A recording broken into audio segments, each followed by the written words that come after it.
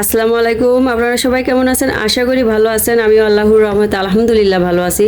তো আমি আজকে পাউরুটি দিয়ে গাজরের ভিতরে পুর থাকবে একটা রেসিপি নিয়ে এসেছি, পাউরুটির রস মালাই। তো যাই হোক, সবাই আমার সাথে থাকবেন আশা করি। চলে যাই মূল উপকরণে। আমি আবারও চলে আসলাম গাজর আর পাউরুটির রেসিপি নিয়ে। তো এখানে আছে ঘি, পাউরুটি আর গ্রেট করা গাজর, এখানে কিশমিশ, কাজু বাদাম, কাঠবাদাম, এখানে কাস্টার্ড পাউডার আছে। তো আমি এখন রান্নাটা তুলে দিব। তো আমি এখানে কড়াই তুলে দিচ্ছি। আমি এখন ঘি দিয়ে দিচ্ছি 1 চামচ, টেবিল চামচের 1 চামচ। আমি 1.5 চামচ দিলাম ঘি। ঘিটা আমি এখন কেটে রাখা যে বাদামগুলা, আমি এগুলো ভেজে নিব ঘির সাথে।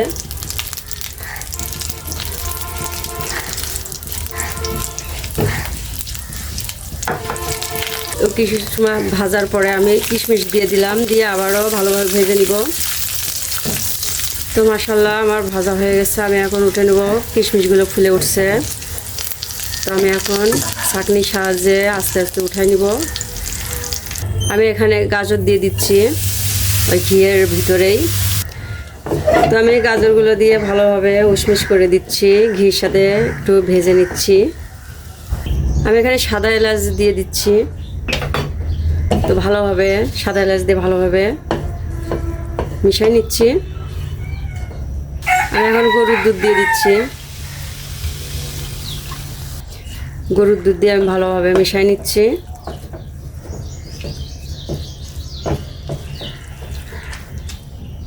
এখন আমি একটু সুজি দিয়ে দিচ্ছি। সুজি দিয়ে আমি ভালোভাবে নেড়ে দিচ্ছি। আমি এখানে 1 চিমটি লবণ দিয়ে দিচ্ছি, আপনারা না চাইলে স্কিপ করতে পারেন। এই পর্যায়ে আমি চিনি দিয়ে দিচ্ছি স্বাদ মতো। চিনি দিয়ে ভালোভাবে আবারও মিশিয়ে নিচ্ছি।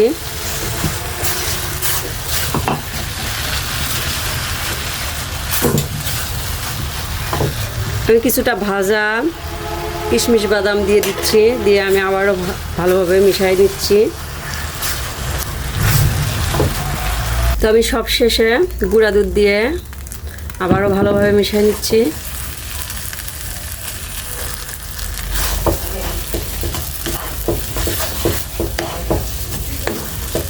আর গুঁড়া দুধটা দিলে অনেক টেস্টি লাগে খেতে। 1/2 চা চামচ ঘি দিয়ে আমি মিশাই নিব।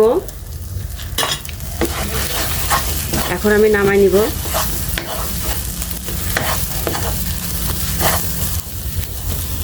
তবে এখানে দুধ দিয়ে দিচ্ছি, মালাইটা করে নিব। আমি এখানে পরিমাণ মতো দুধ নিয়ে নিছি।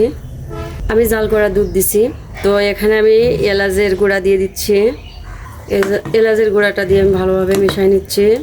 এলাচের গুঁড়াটা দিলে ফ্লেভারটা ভালো আসে। আমি এখানে স্বাদ মতো চিনি দিয়ে দিচ্ছি। টেস্ট অনুযায়ী চিনি দিয়ে দিলাম। আপনারা যে যেমন মিষ্টি খান সে সেমন দেবেন ইনশাল্লাহ। আমি চিনিটা দিয়ে ভালোভাবে মিশিয়ে নিচ্ছি। আমি এখানে বাটিতে দুধ নিচ্ছি, এখানে কাস্টার্ড পাউডার দিয়ে দিচ্ছি 2 চামচ মতো। দিয়ে আমি ভালোভাবে দুধের সাথে মিশিয়ে নিচ্ছি। তো কাস্টার্ড পাউডার দিয়ে আমি অল্প অল্প করে দিয়ে মিশিয়ে নিচ্ছি।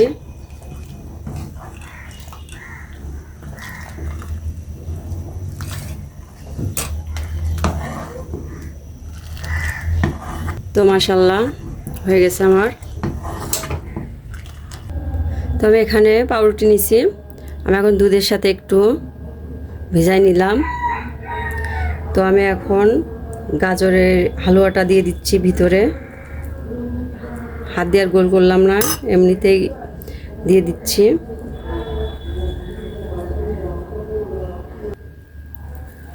তো আমি ভালোভাবে চেপে চেপে গোল করে নিচ্ছি।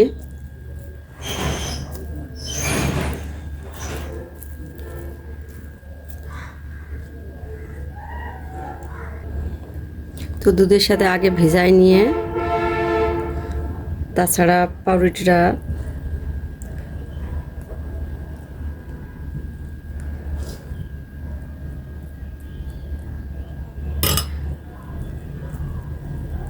এইভাবে চেপে চেপে গোল করে নেওয়া লাগবে।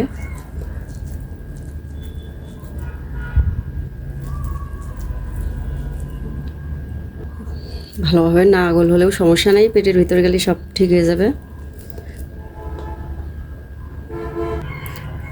তো মাশাআল্লাহ সবগুলো আমার বানানো হয়ে গেছে। সে কাস্টার্ডের মালাইটা দিয়ে দিচ্ছি উপর দিয়ে।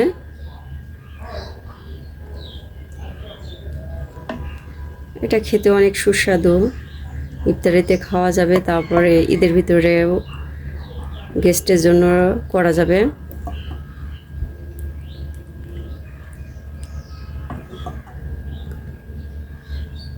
এই পর্যায়ে আমি বাদাম, কাঠবাদাম, কিশমিশ ঘিয়ে ভেজে রেখেছিলাম, সবগুলো দিয়ে দিচ্ছি।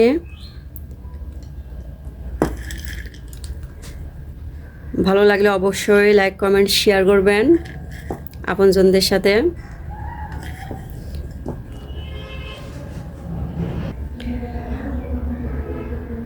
তো সবাই ভালো থাকবেন, সুস্থ থাকবেন। আসসালামু আলাইকুম, আল্লাহ হাফেজ।